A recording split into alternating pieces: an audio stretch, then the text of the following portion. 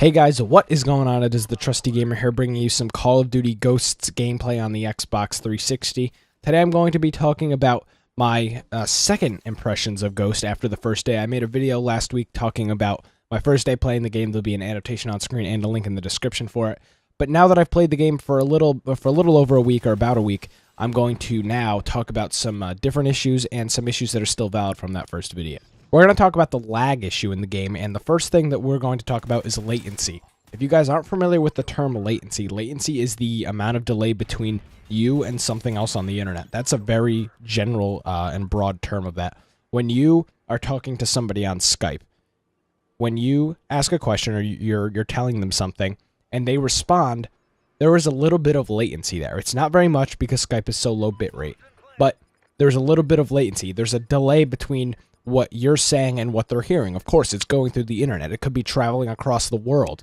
So there's going to be a little bit of latency there. In Call of Duty Ghosts and in any other video game, latency is a huge issue for the developer to deal with.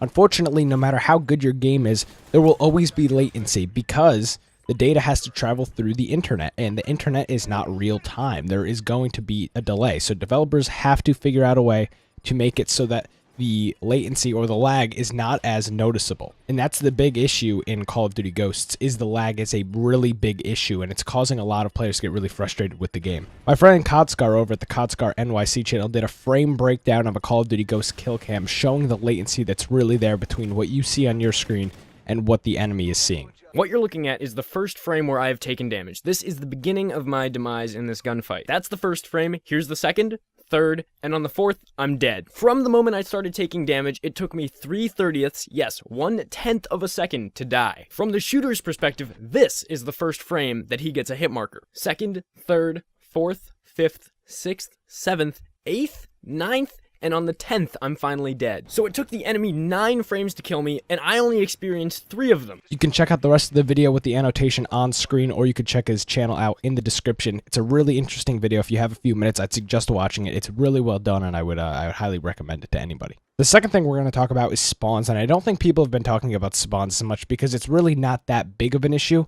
but it's something that I've been experiencing personally a lot. The spawns tend to be really broken. It's almost like it's not mapping out where the enemies are in reference to where you're spawning.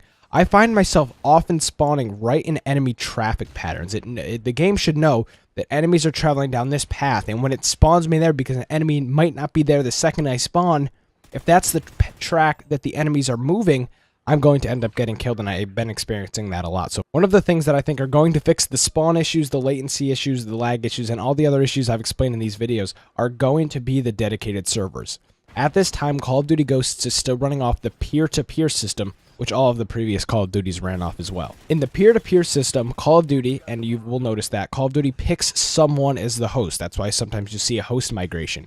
It picks the person that has the best connection in reference to everybody else, or has the best ping, or has the fastest connection.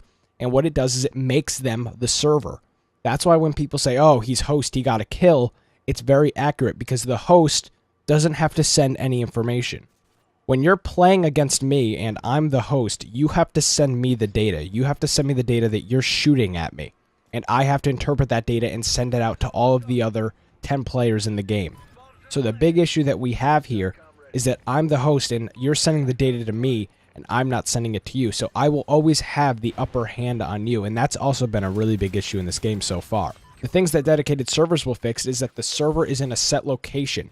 So instead of you sending the data to me, you're sending it to a dedicated server, and the server is going to transfer that information to each player, and it should make the game more fair because not one person will have the advantage over everybody. Now, if you still have a really crappy connection, which I understand some people still do, and they always don't have access to a high-speed connection, you will most likely still have issues with dedicated servers.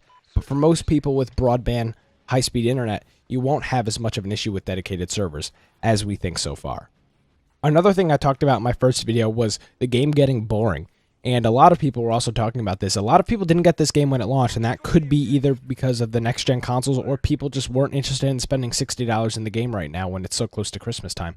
But a lot of my friends have picked up the game, and it's made my gaming experience a whole lot better because I actually have people to play with. Last night I played for about 5.5 hours, and yes, 5.5 hours, it's a long time, but I was having fun. I was playing different game modes. I was playing some of the fun game modes. like Infected, where you run around the map and the infected person has to knife you. And I was just playing other game modes like Ranked and Blitz and A Kill Confirmed. So my gaming experience has definitely gone uphill, and I'm feeling a lot more confident about the game now that some of my friends are playing it as well.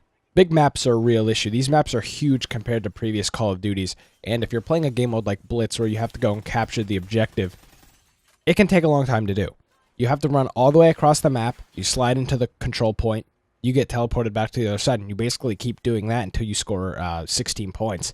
So if this is a game mode that you play a lot, you'll notice that these maps are huge and you're constantly running more. You're running way more than you're doing anything else. You will run 3/4 of the map and not see a single enemy, and they'll all be at that one point by the control. So what ends up happening is you end up just keep running from one side of the map to the other, and this can be a big issue for a lot of people. And I know it's been an issue for me because you just get bored. You're constantly just running almost in a straight line until you get to a certain point, and then you actually have to play tactically. The next consoles are going to fix this issue because currently on the current gen, it is 6-on-6. All of the game modes, the max is 6-on-6, and that's going to change in the next generation. We'll either have 8-for-8 or 10-for-10, depending on what game mode you're playing or what console you're on. So that will make these maps a lot bigger. When you add 2 or 3 or 4 people to each team, hopefully you'll notice that these maps are a lot smaller because you'll have 4 more people on the enemy team to kill and 4 more people in the game mode running around, and you'll have to watch out for them. So far, I'm really liking Ghosts, and I know a lot of other people aren't, and I think some of the issues that are turning people off from the game will be fixed in the up and coming weeks when we get new patches and the new gen consoles come out. Thanks for watching the video. If you guys have any comments or questions, please leave them down in the brand new comment section down below, thanks to Google+. Don't forget to like the video, subscribe to the channel. We'll have more Ghosts videos coming to you in the current gen on the 360, and I will be getting the Xbox One, so we'll have more videos when the Xbox One launches as well. Thanks for watching, guys, and we'll see you later.